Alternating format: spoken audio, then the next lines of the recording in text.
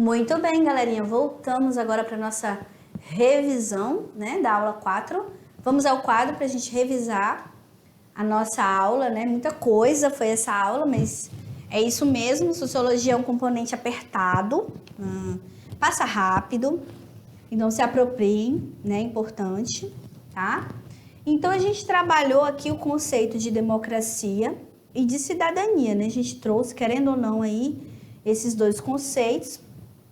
E a ligação dos dois, né, gente? Porque um é onde o governo tem que ser soberano do povo, o governo do povo, o poder do povo, né? Esses são os significados de democracia. E cidadania já é onde o povo participa politicamente, né? E onde esse cidadão, essa pessoa que faz parte de um Estado, ele tem direitos e tem deveres. E os nossos deveres a gente conhece muito bem, né? Agora, os nossos direitos, esses a gente tem que correr atrás, né, gente? O tempo inteiro a gente tem que estar ali vigilante, né, sobre os nossos direitos, já que os deveres estão explícitos aí para nós cumprir o tempo inteiro, né? E aqui a democracia direta, a gente trouxe aqui um pouquinho do que é a democracia direta. Então, na democracia direta, todos os cidadãos devem participar da criação e manutenção de uma vida em comum. Todos eles têm responsabilidade com essa vida em comum, né? Então, o conceito de cidadão está associado à participação política, pois cada cidadão interfere diretamente nos interesses do Estado. Na prática, o exercício da democracia direta consiste na discussão sem intermediários das principais questões de interesse comum. E aqui é lá da Ágora Ateniense, né? Lá era um exemplo de democracia direta. Tinha as limitações, quem poderia ser cidadão, né? De quem poderia ser, mas aquele modo de decisão é uma democracia direta, onde não tinha intermediários para as principais questões de interesse comum, né? Interesse comum. E a representativa, né? Um modelo que se caracteriza pela representação política. Isso aqui é a palavra-chave, né? As deliberações coletivas não são tomadas diretamente pelos cidadãos, mas por pessoas eleitas para tal finalidade, que são os representantes políticos, como os prefeitos, o presidente, né? Governadores, deputados e senadores e vereadores também, tá? Então, a participação dos cidadãos é indireta, periódica e formal e se expressa por meio das instituições eleitorais. Então, a participação do cidadão não é que nem ali, né, diretamente, tudo que ele falar vai acontecer, né? É por meio, via representação política, que o que é em comum deve ser atendido, né? Então, a democracia representativa é o modelo nosso aqui no Brasil e que ele inclusive, tem como chave aí a participação também, né, das pessoas, a vigilância, porque os direitos, gente, o tempo inteiro eles são ameaçados historicamente, a história não nos deixa mentir. A democracia, ela passa por vários períodos históricos de ameaças, inclusive. Então, é importante a gente estar o tempo inteiro se inteirando desses direitos e não deixar eles morrerem. Porque muita coisa ocorre, né, pelos interesses pessoais. As pessoas estão lá também para atender os seus interesses pessoais. Então, isso vai brigando com o que é comum. E o seu interesse pessoal depende da classe de onde você faz parte. Se eu sou fazendeira, eu tenho interesses de uma fazendeira, óbvio, né? Se eu sou uma trabalhadora prof da educação básica, eu tenho interesses da educação, de uma professora da educação básica. Então, isso tudo é meio até óbvio, né? Então, a gente o tempo inteiro, nós temos que estar aí vigilantes, né? E a participativa, ela é uma superação da representativa, que em muitos casos mostrou-se incapaz de garantir os interesses da maioria, sim, né? Então, o objetivo é ampliar a participação social nos assuntos públicos e reduzir a distância entre os representantes e os representados. Baseia-se na articulação de grupos sociais em rede, por meio de reuniões, discutem e votam propostas que orientam as ações governamentais. Então, ela está aqui, ó, principalmente, nesses grupos sociais em rede, né, por meio de decisões, de reuniões que discutem e votam propostas, tá? Das ações governamentais. E a gente trouxe as ideias dos 3 autores, o Hobbes, né? Olha, a gente precisa formar um contrato social, as pessoas estão o tempo inteiro em estado de natureza, lutando pelos mesmos interesses, viram inimigos, né? Ele não acreditava, ele acreditava que tinha que existir um monarca, né? Uma pessoa que regulasse esses sentimentos, os desejos das pessoas, né? O Locke já acredita na democracia representativa, né? Eleger aí um representante, uma pessoa que nos represente. E o Rousseau também, né? O Rousseau, ele também acredita nesse tipo de democracia, tá? Então, esses são os 3 autores que a gente trabalhou na aula 4. E agora vocês vão fazer atividade de sala e já já a gente volta para a correção, tá certo? Até mais!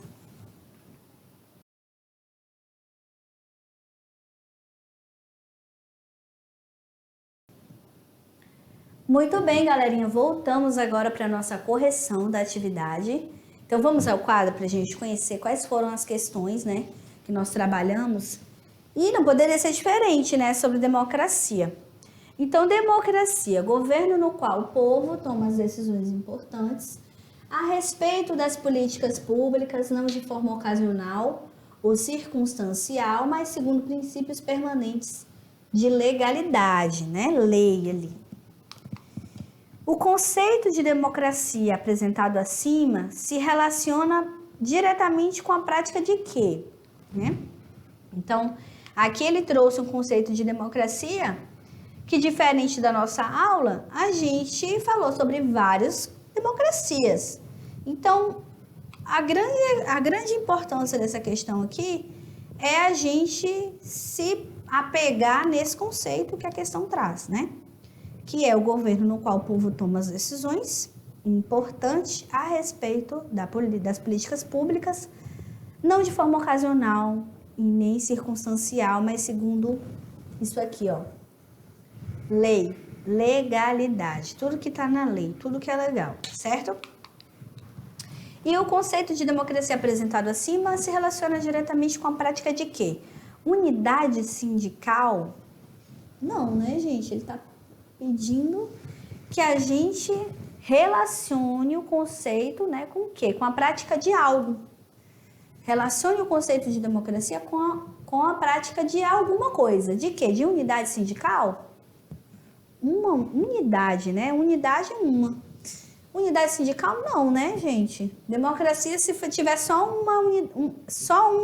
uma sindicalização aí, já tá errado também, né? Então, também vamos já tirar, né? Socialização da riqueza.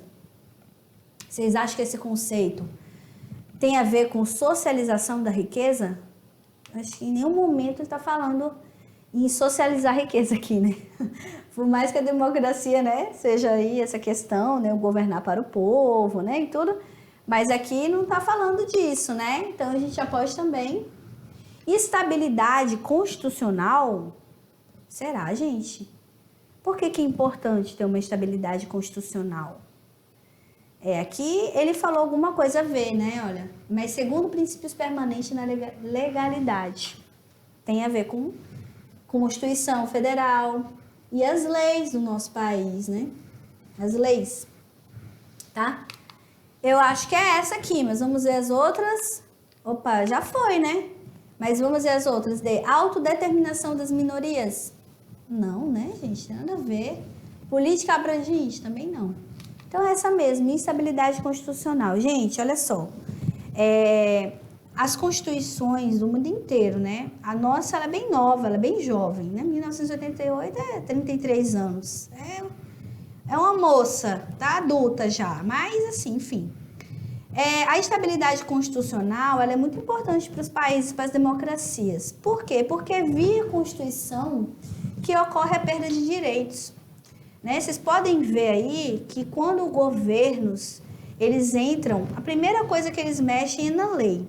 É na lei, é da base legal para que a democracia exista ou não, para que o interesse comum exista ou não. Então, a instabilidade constitucional, ela tá aqui nessa questão, né? Não está dizendo isso, ó. A democracia é o governo no qual o povo toma as decisões, não de forma ocasional, mas o que está lá na lei. O que está na lei. E isso, na prática, tem a ver com essa estabilidade constitucional, que é tão importante para qualquer país que tenha sua Constituição, que tenha uma democracia, né? Porque a primeira coisa que os governos mexem, né, são nas legislações, é tirando o direito do povo, que demorou muito para ser conquistado. Então, ser cidadão é vigiar o tempo inteiro, né? A gente dorme com um olho aberto, o outro fechado. Porque a qualquer hora, essa instabilidade vira uma desestabilidade e aí a gente perde os direitos que foram tão demorados para ser conquistados, né? A gente tem uma Constituição que está há 33 anos só e deixa muita gente incomodada com o que tem lá, né? Então, é o tempo inteiro a gente vigilante e tentar se apropriar desses direitos. Tentar se apropriar, a gente precisa se apropriar desses direitos e cobrar, né, gente? Isso é importante. E cobrar. Então, a estabilidade constitucional, ela é muito importante para a constituição das democracias. Para a democracia existir, tem que ter uma estabilidade na lei, não tem que ter aquele tira, mexe, põe, de acordo com o que eu quero, de acordo com o meu interesse. É por isso que o povo tem que o tempo inteiro ficar vigilante, tá? E aqui a questão 2, uma questão do Enem, né? Que é uma charge que diz o seguinte, da Mafalda, né? A famosa Mafalda, que é o Quino que criou a Mafalda, um argentino. E ela diz assim, ó, viemos nos vacinar contra o despotismo, né? Então, ela quer uma vacina contra o despotismo. Então, o despotismo é um governo aí, despota eram governos autoritários, né? De antigamente. Então, ela tá querendo aí se vacinar contra o despotismo, tá na fila aí para vacina, né? Então, uma suposta vacina contra o despotismo em um contexto democrático tem por objetivo. Então, aqui está dizendo o seguinte, uma suposta vacina contra o despotismo em um contexto de democracia, qual é o objetivo? De eu me vacinar contra o despotismo dentro de uma democracia, né? Impedir a contratação de familiares para o serviço público, impedir a contratação de familiares para o serviço público? Não, né, gente? Porque o despotismo, né? Ele tem a ver com autoritarismo, né? Aqueles governos que mandavam e desmandavam na vida do povo de uma forma, assim, absurda, né? Violenta, inclusive, né? Exerciam uma violência Então, o que é, né? O que é isso? O que ele está perguntando? Então, impedir a contratação de familiares para o serviço público? Não, né? Tem nada a ver, aqui é outra coisa. Aqui é o nepotismo, tá? É o nepotismo, né? Aquele que você coloca as pessoas ali e tal, né? Tem até a legislação sobre isso. Até qual é a familiaridade que você pode, você sendo ali do serviço público, tendo poder para contratar, você pode colocar a pessoa, né? A lei, ela traz isso para nós.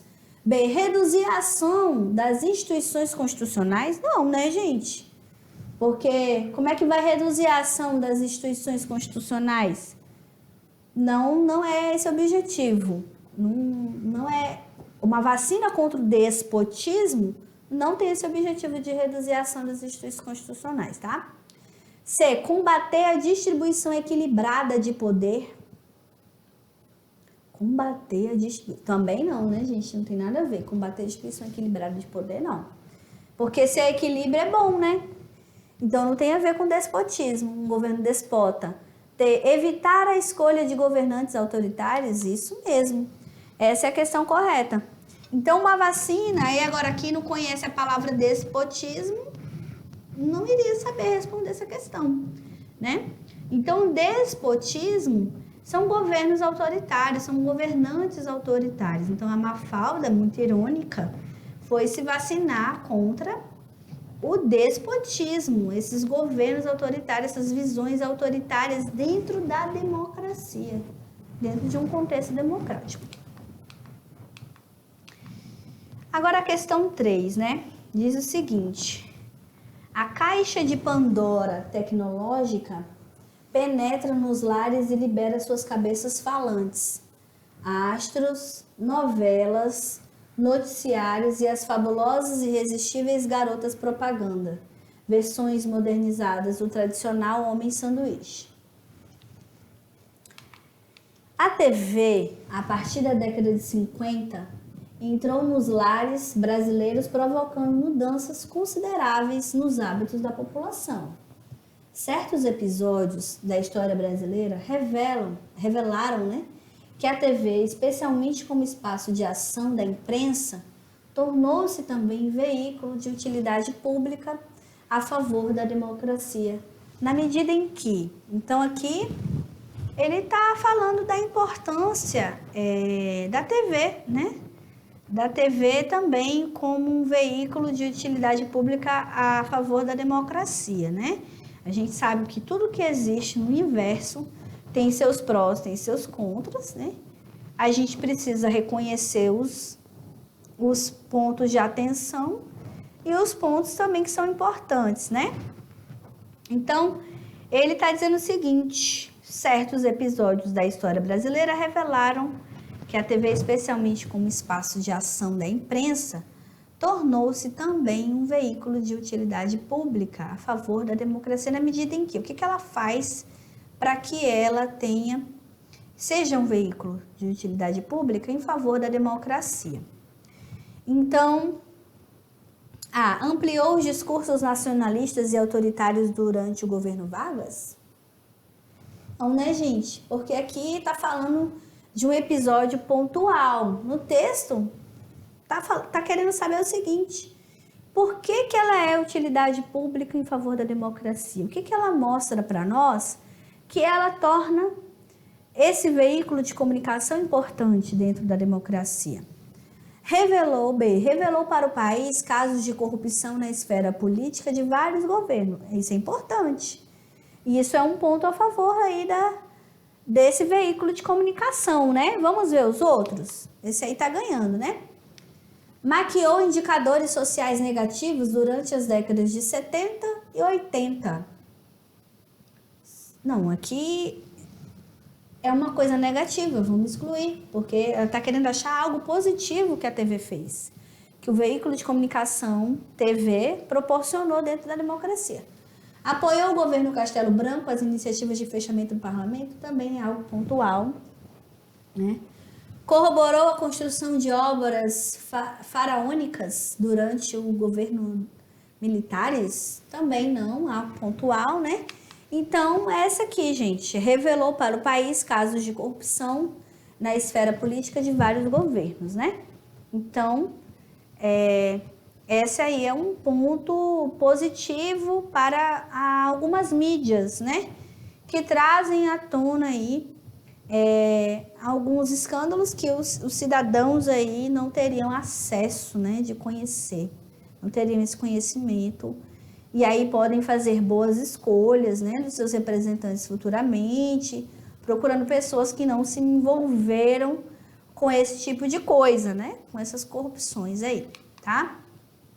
E a questão 4, nossa última questão, é o que Marx e o Engels, né, o Friedrich Engels, pensavam sobre a democracia.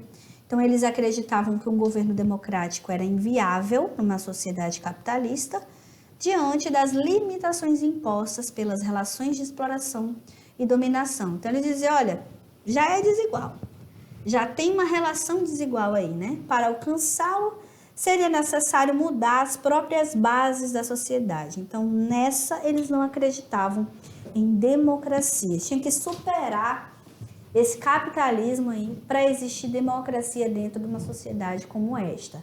Tá certo, galerinha? Então, por hoje é só. Espero que todos fiquem bem e até a próxima aula. Até mais. Tchau, tchau.